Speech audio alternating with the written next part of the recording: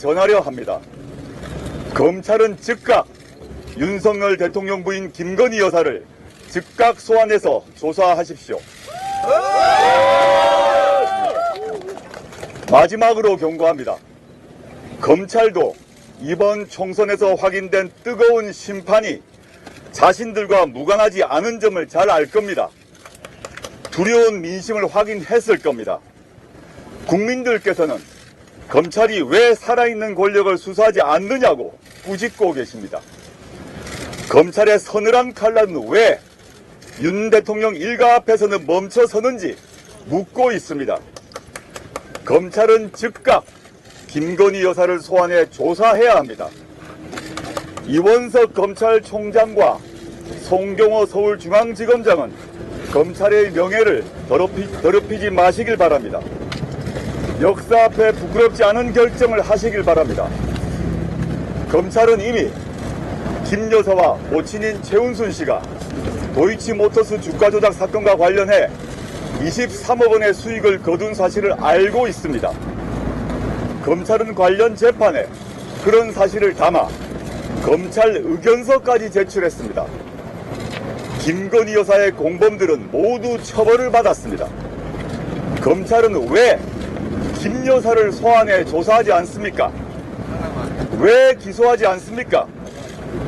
검찰은 당장 김 여사를 소환 조사해 기소 여부를 결정하길 바랍니다.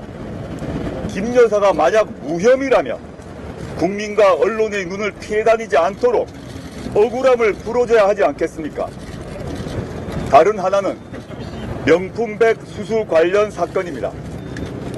온 국민이 공개된 영상을 통해 김 여사가 명품백을 받는 장면을 보았습니다. 검찰은 몰카 공작이라는 대통령실의 해명에 설득력이 있다고 봅니까?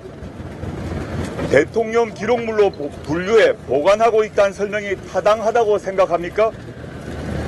100번 양보해 몰카 공작이라면 관련자들을 소환해서 조사하고 처벌하십시오.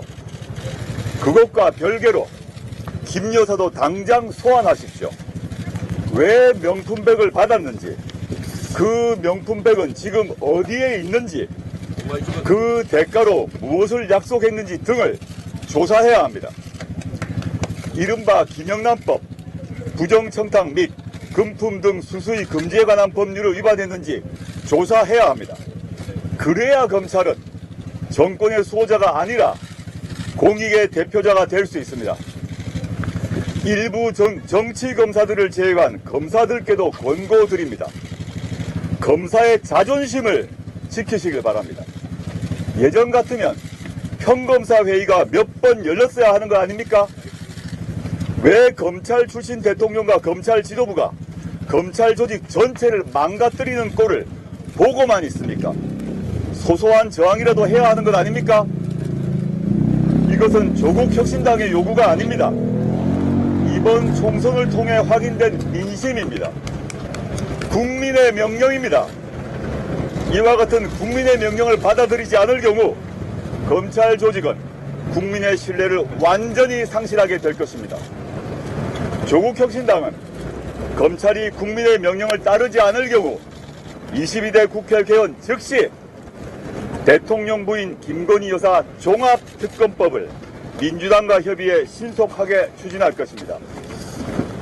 검찰이 수사에 나서지 않는다면 김 여사는 특검의 소환 조사를 받게 될 것입니다. 다시 한번 말씀드립니다. 김건희 여사를 즉각 소환해 조사하십시오. 마지막 경고입니다. 검찰에 대한 국민의 명령입니다. 2024년 4월 11일 조국혁신당 국회의원 당선자 일동. 감사합니다.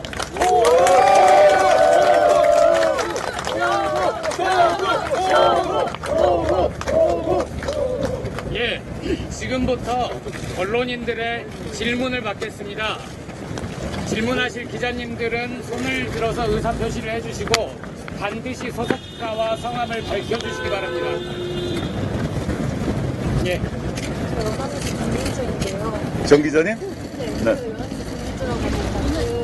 오늘 이제 비례대표 분이 되신 건데 당초 목표로 삼으셨던 전 열석보다 소폭 높은 숫자가 나왔어요. 죄송합니다. 네. 말씀 중에 죄송한데 오늘 기자회견에 관한 질문부터 우선적으로 받기로 네, 그렇게 했으니까 할게요. 이에 대한 평가 좀 부탁드릴게요. 네, 그건 나중에 말씀드릴게요. 예. 오늘 기자회견 내용 중심으로 질문해 주시고, 그 외에 다른 뭐 정치적 사항 제가 따로 뒤에 말미에 답드릴게요.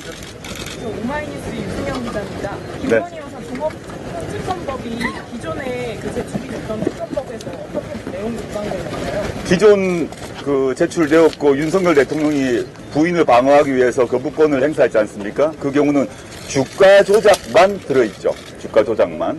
특검법이 당시에 발의되고 통과됐을 시점에 이후 그 시기는 주가 조작만 문제가 되었는데 그 법안이 통과되고 거부권 행사되고 난 그 이후 상황에서 두 가지가 더 추가되었다라고 봅니다.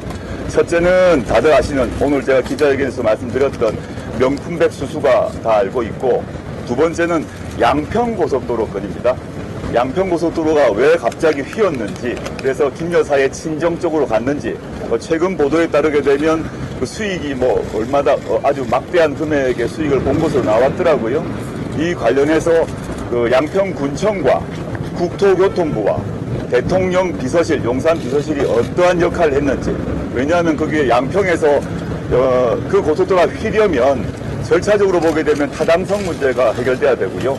그다음에 양평군청 차원에서 통상의 절차로 보게 되면 청문회 등을 해야 됩니다. 이것이 모두 생략됐어요.